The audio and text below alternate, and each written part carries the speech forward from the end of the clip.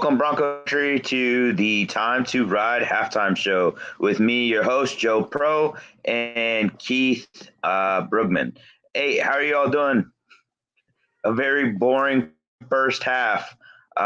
Keith, it was a little close to my prediction, 10-10, not really. We're at 6-3, and the offensive struggles continue the offensive rhythm struggles continue to just sputter. Didn't see anything exciting except for the Caden Stearns interception. That was quite a nice little thing to see there. But Keith, give me your reaction. Hey, well, it's like you said, it's the continuation, right? We've been waiting and waiting and waiting for this offense to come around. I thought that tonight was going to be the night, especially against this Colts defense, and so far we haven't gotten any of that. We continue to see struggles along the offensive line, and more importantly, and I think it's worth pointing out, these wide receivers are not winning battles for Russell Wilson right now and not helping him out whatsoever. Coverage is tight, and that's kind of disappointing against a Colts defense that's not really supposed to be all that great. Yeah, no, I agree. We had seen that they're not creating any separation, and that's going to be a difficult thing for the offense to make moves and make things happen. Gordon had a little bit of a scary fumble, quote unquote. Luckily, he was already down, but he looked like he was doing okay running the ball. Albert, what were your initial thoughts for this first half? One of the major things I saw is the miscommunication between Russell and the wide receivers. The one with core 2, the pass ended way behind him. I think Russell expected core to turn around and Court expected the ball to get in front of him. I think that's where the biggest problem is, miscommunication. But as we know, the Broncos show up at least one half. The first half they didn't, so I think we are going to see some fire, hopefully.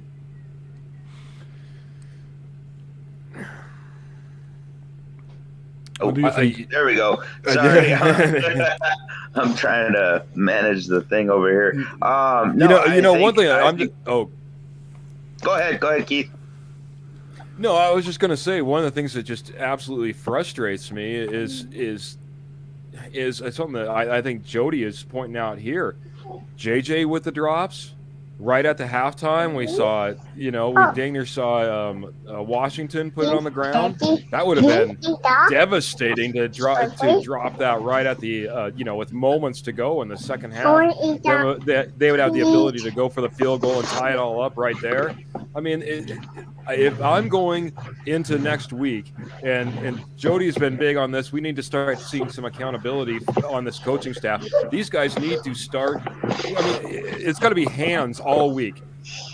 You can't be fumbling like Gordon did, regardless if his knee was already down. You can't be putting the ball on the ground, whether it be Judy dropping passes, whether it be, again, Washington dang near at the half. It's so frustrating. This is going to burn the Broncos.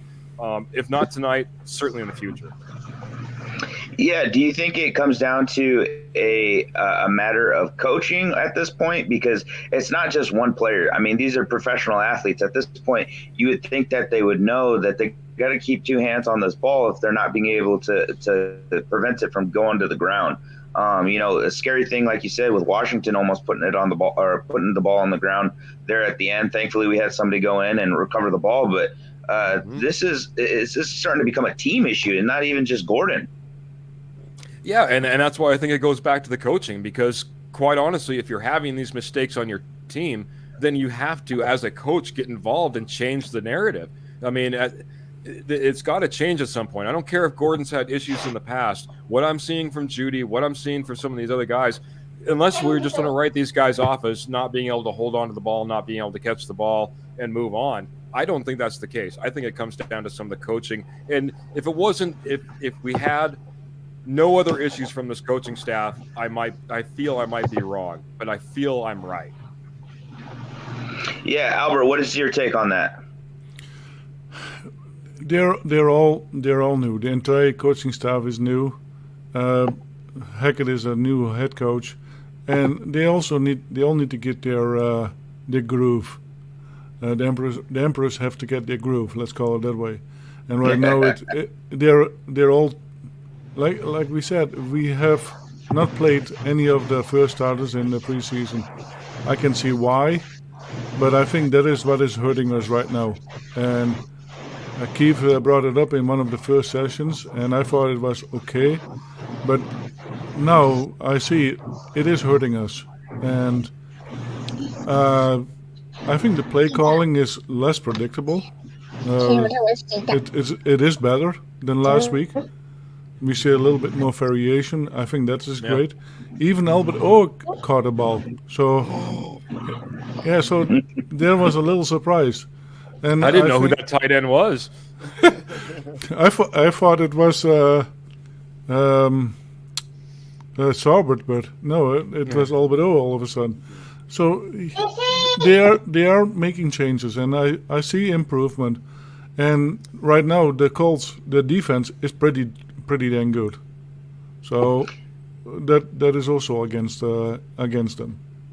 Yeah, no, I definitely think I definitely agree with defense looking phenomenal this evening. Right now we have 7 quarterback hits, 3 tackles for losses, 4 sacks, and Stearns with his 23-yard interception. I think that the defense has come together, and they're looking like they were for the first few weeks. And so that's going to be a big thing that we need to carry that momentum going into the second half. Some of the things that we need to continue to work on, maybe defensively, is going to just continue to jam those receivers and making sure that they're not being able to make some big plays, because Matt Ryan was starting to move the ball on 2 different drives, and we don't want to see that happen. And that's why they got into field goal range, and they didn't put a goose egg up for that first half. So we need to definitely continue to see that good coverage from our corners, and continue to see that big push from our interior line. Yeah, but here's the thing. They had driven maybe up 60, 70 yards, and then they got driven back 40. So yeah, our defense picked it up. Oh, they let it go for a little bit. So net gain, maybe they had 20 yards net gain.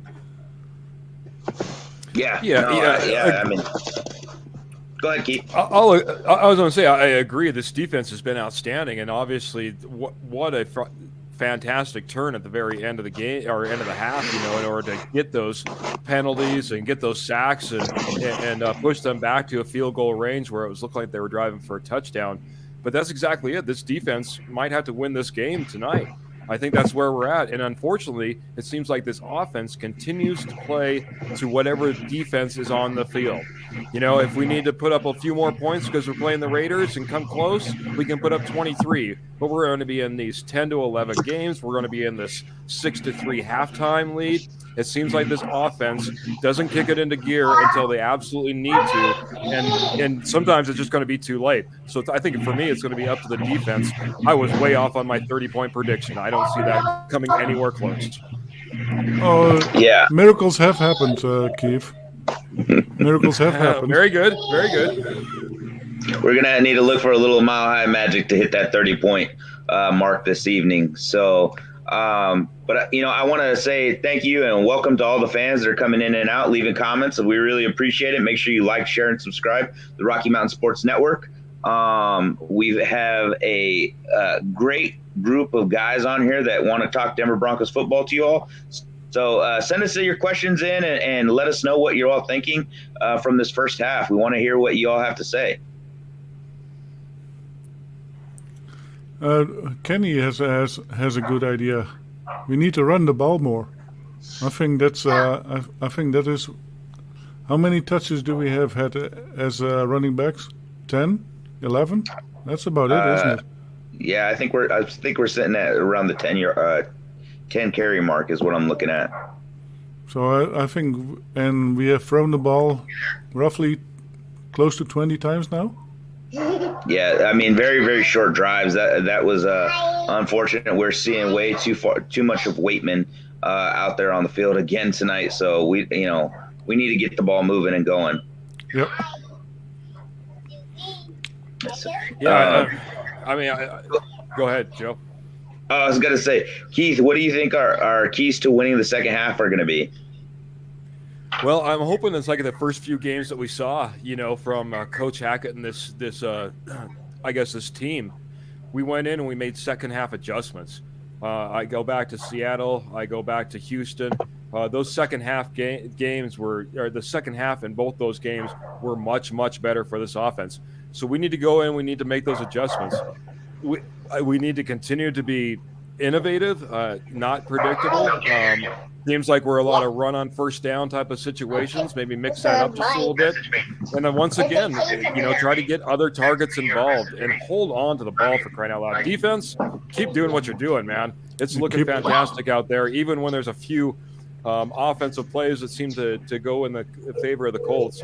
Like Albert pointed out, we tend to back them right back up. So keep at them, boys. Keep rushing Ryan, because that is, I think that is the medicine for the defense today, because that's where we get the turnovers. Yeah, going to be necessary, I think. All right, gents. Well, I'm going to go ahead and cut you off. We're getting ready to start the second half here. Make sure to join us live this evening. We got another post-game show. I will be on here. I know it's going to be a little late for some of you East Coast watchers, but looking forward to seeing you all in the second half. So go Broncos, and make sure to like, subscribe, share, and subscribe to the Rocky Mountain Sports Network. See you all after the game. Outro.